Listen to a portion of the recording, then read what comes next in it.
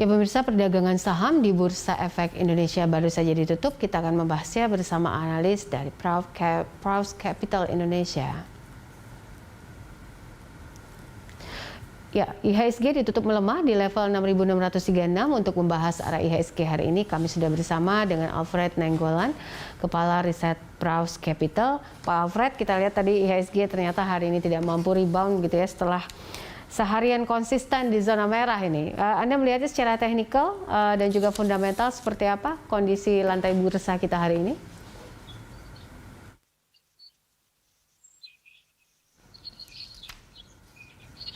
Baik, kami tampaknya masih memiliki gangguan teknis audio dengan Pak Alfred Nainggolan, pemirsa, Kepala Riset dari Praus Capital.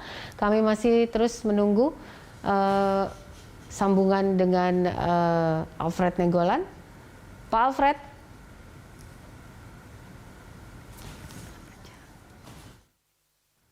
Pak Alfred.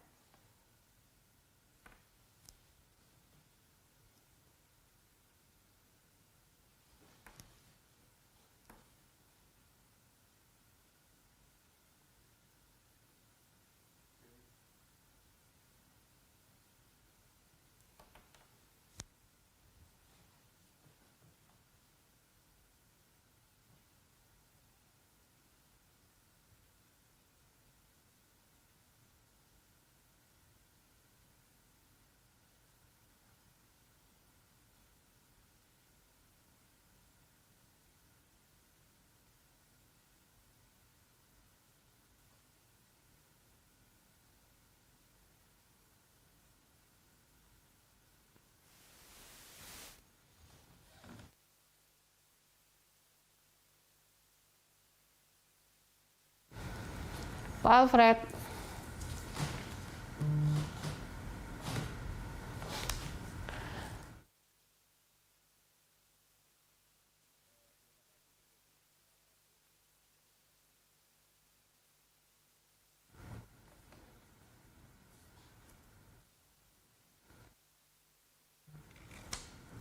Ya, Pak Alfred, Anda masih bersama kami?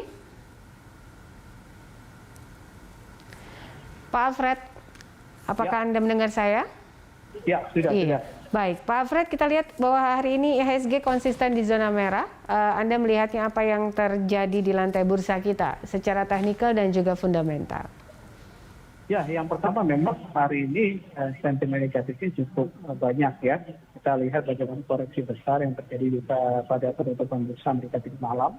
Dan kalau kita lihat juga hari ini hampir seluruh bursa regional Asia juga mengalami koreksi. Dan yang ketiga juga kita lihat bahwa ini hari keempat di mana asing terus mencatatkan net sell-nya. Jadi kalau kita lihat tiga sentimen ini yang banyak mempengaruhi tekanan jual kita. Namun kalau kita lihat dari sisi volume sebenarnya tidak terlalu cukup besar ya, artinya tidak untuk pelemahan yang hampir 40 poin koreksi untuk nilai transaksi seperti value yang bisa kita tidak cukup besar. Artinya gelombang arus jualnya juga terlalu cukup signifikan. Sehingga kalau kita lihat ini bisa pada tadi bahwa investor melakukan copy pasting, mengantisipasi tadi bahwa selanjutnya kembali sentimen koreksi dari bursa global dan juga bursa regional pada perdagangan besok. Baik, kita lihat bahwa arah kebijakan moneter BI ini yang memang sangat ditunggu oleh investor, begitu ya. Dan kalau menurut Anda apa yang ditunggu investor soal ini? Ya sebenarnya kalau untuk keputusan atau rapat Dewan Gubernur ini sebenarnya tidak ada sesuatu yang diharapkan ya, karena memang pasar melihat bahwa hampir sepenuhnya pasar yakin bahwa tidak akan ada perubahan kebijakan suku bunga dalam jangka pendek, paling tidak mungkin sampai setelah proses testing tuntas atau selesai. Jadi bisa dikatakan kalau keputusan FDG hari ini yang tetap mempertahankan suku bunga tidak banyak mempengaruhi pasar, karena memang pasar sudah confirm sekali bahwa memang untuk kebijakan suku bunga sampai nanti di Desember bahkan di awal tahun juga relatif kemungkinan masih akan tetap ya atau tidak berubah. Baik, soal prospek IHSG esok Anda melihatnya seperti apa? Apakah kita bisa rebound ataukah malah kembali melemah, apa katalis positif yang seharusnya dibutuhkan saat ini? Ya, kalau kita lihat sampai di akhir bulan nanti kita punya perkiraan bahwa IHSG akan konsolidasi di level 6.480 sampai 6.700, dan kalau kita lihat trennya kemungkinan sampai di penutupan akhir bulan kemungkinan akan terkoreksi.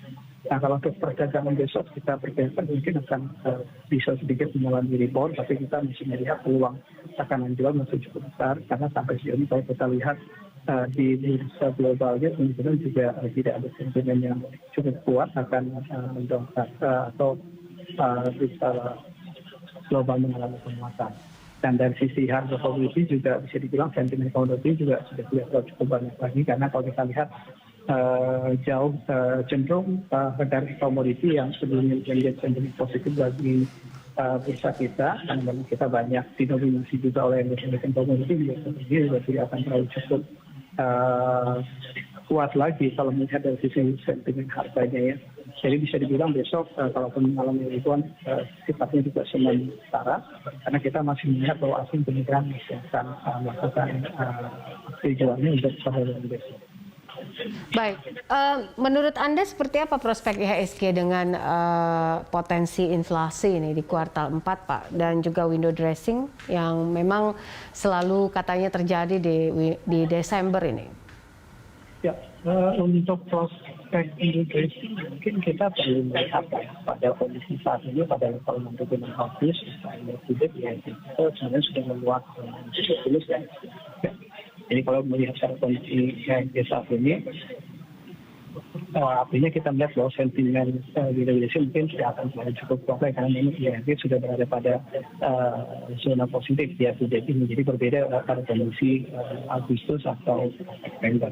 Jadi kalau kita lihat tadi bahwa sepertinya level tertinggi di 6.700 cukup kuat, potensi untuk kenaikan IHSG kemungkinan mungkin memang ada di Desember, tapi kan kenaikannya tidak cukup besar. Jadi untuk sentimen window dressing kita prediksi mungkin tidak akan terlalu cukup kuat lagi. Potensi kenaikan di Desember sudah kita perkirakan di kisaran 2 sampai 3%, itu juga untuk potensinya. Sementara kalau dari sisi inflasi ya, kita melihat bahwa dari sisi inflasi domestik mungkin bisa cukup solid, bisa kontribusi terhadap rupiah kita ya. Jadi kalau kita lihat apakah akan menjadi sentimen yang cukup signifikan terhadap pasar kita atau pasar saham, sebenarnya enggak ya, karena kita melihat bahwa sampai sejauh ini memang untuk level inflasi kita relatif sudah cukup stabil dan kembali, dan ini juga diekspektasikan sampai akhir tahun juga tidak akan ada banyak kesulitan dari sisi angka inflasi. Mungkin yang akan banyak dikhawatirkan adalah tadi inflasi dari luar yang terkait dengan tadi kenaikan harga komoditi yang mendorong adanya potensi untuk kenaikan inflasi yang tinggi dari luarnya, sehingga ini akan banyak mempengaruhi bursa kita. Tapi kalau kita lihat pengaruhnya ke bursa global secara keseluruhan, ke bursa kita. Baik. Pak Alfred, soal dampak pemberlakuan PPKM level 3 nih di seluruh Indonesia yang katanya memang akan ada momen Natal juga ya, dan juga Tahun Baru, ini seperti apa menurut Anda? Ya, kalau kita lihat juga hari ini juga banyak bisa dikatakan juga menarik juga tadi dengan adanya pemberlakuan PPKM di level 3 untuk akhir tahun.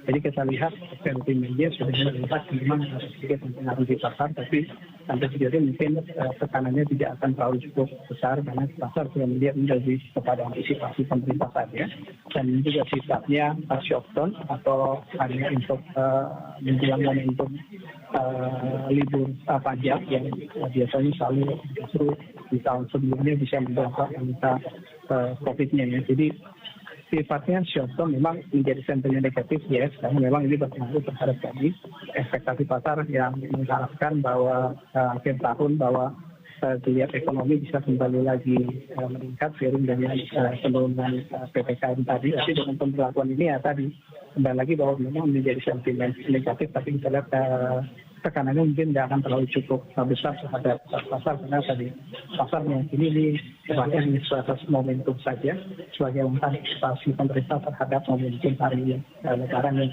selalu bisa mendongkrak angka positifnya. Ya, rekomendasi Anda untuk esok seperti apa, Pak? Kita tahu juga mungkin akan banyak juga diramaikan dengan IPO nih. Untuk saham-saham yang akan IPO, seperti apa rekomendasinya? Ya, kalau untuk rekomendasi tadi bahwa kita punya ekspektasi bahwa kita sampai akhir bulan masih dalam tren penurunan ya, tapi sifatnya lebih kepada technical correction karena waktu itu saya kira juga sudah memang cukup baik semenjak awal Oktober lalu. Jadi mungkin lebih memanfaatkan momentum penurunan untuk bisa tadi melakukan akumulasi untuk saham-saham yang kita katakan juga kontennya masih di saham-saham blue chip seperti sektor perbankan dan juga saham komoditi karena kita punya pandangan bahwa di Desember kemungkinan IHSG baru bisa kembali mengalami penguatan. Kalau terkait dengan tadi untuk IPO, kita melihat bahwa sentimen ini juga cukup booming ya untuk IPO. Jadi untuk IPO yang besar-besar juga sepertinya sulit untuk bisa mengharapkan adanya fenomena yang selama ini kita tahu bahwa saham-saham IPO mengalami kenaikan yang cukup signifikan di hari pertama listingnya, dan hal-hal seperti ini tentu tidak bisa menjadi indikator bagi para investor terkait dengan tadi pembicaraan yang IPO yang punya size yang relatif cukup besar. Untuk kami tadi yang size yang mungkin kecil mungkin bisa ya,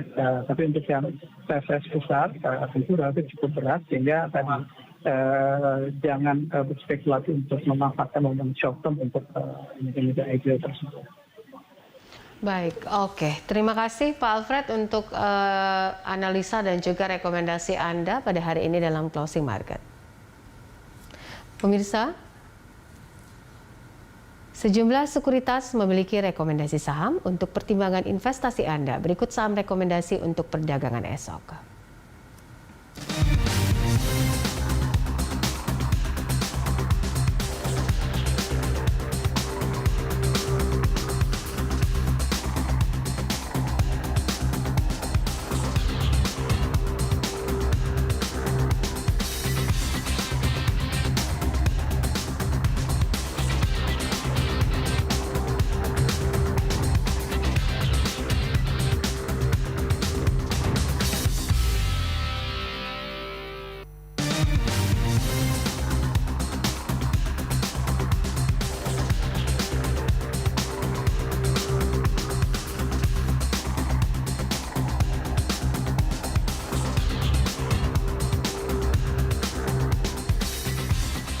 Rupiah menguat di rentang 14.200 per dolar Amerika. Kami akan segera kembali dengan informasi selengkapnya bersama Global Markets Bank Permata.